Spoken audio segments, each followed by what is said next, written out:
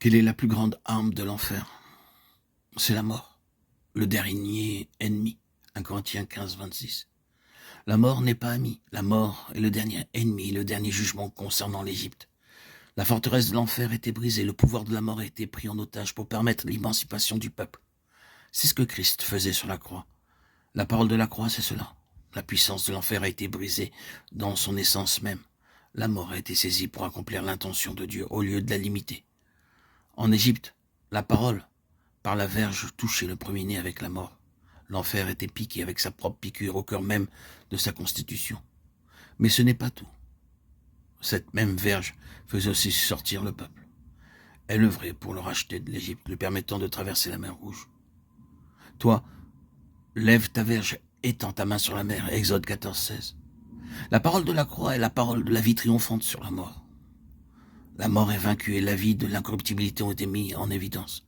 Au moyen de la verge de la parole de la croix, par cette épreuve merveilleuse d'émancipation, Moïse apprenait que le ciel gouverne dans cette création, gouverne dans le ciel, gouverne dans l'enfer, et que au sein du royaume des hommes, le ciel gouverne pour l'émancipation des élus.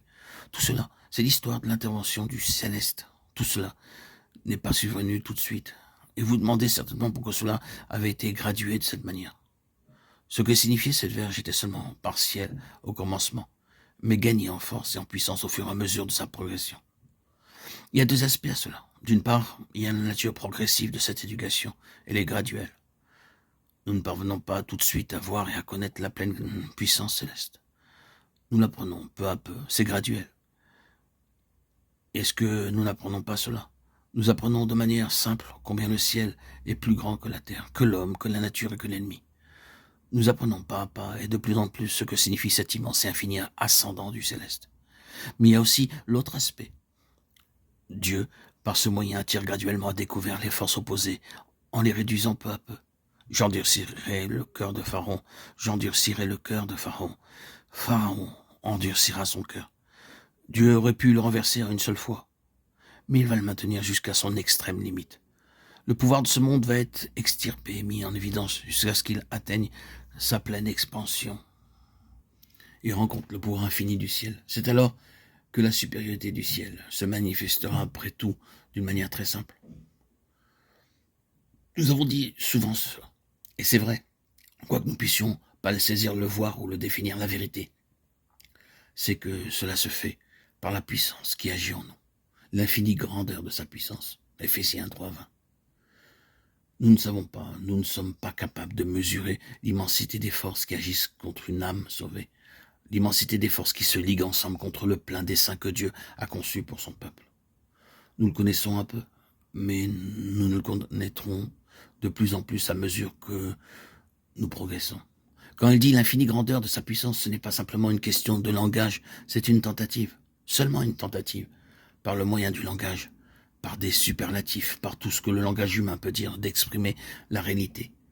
Car l'infinie grandeur de sa puissance se manifestera avec efficacité par la vertu de sa force. Il l'a déployée en Christ, en le ressuscitant des morts. Éphésiens 1, 19, 20. C'est aussi pour nous une forme d'avertissement. Il y a quelque chose d'infiniment grand ici. C'est la supériorité du ciel, afin que dans cette situation, tout un peuple soit affranchi et conduit dehors. Nous sommes dans cette école. Moïse était dans cette école. Il était mis par cette épreuve en capacité de reconnaître progressivement, mais durablement et définitivement que tout ce qui était en Égypte, tout ce que Pharaon représentait, perdait jusqu'à la dernière particule de sa vitalité et que tout cela conduisait à la mort en définitive. Moïse était parfois craintif, parfois il revenait de ce défi très déçu. Il pouvait penser, nous n'avons encore rien obtenu, il faudrait quelque chose de plus. Très bien, disait le Seigneur, nous ferons quelque chose de plus. Le Seigneur le conduisait dans son éducation. Il le préparait à voir progressivement et de plus en plus. Ne pensez-vous pas qu'il nous manquerait quelque chose si Dieu faisait tout de suite et par un seul acte? Nous pourrions alors considérer que tout nous est acquis. Mais cela ne signifierait bien vite plus grand-chose pour nous. Ce serait bien vite devenu seulement un miracle du passé. Cependant, à travers notre vie, Dieu permet que des forces s'élèvent contre nous, afin de prouver que sa force est bien supérieure. C'est une longue instruction, mais c'est la voie du divin et céleste dessein de Dieu.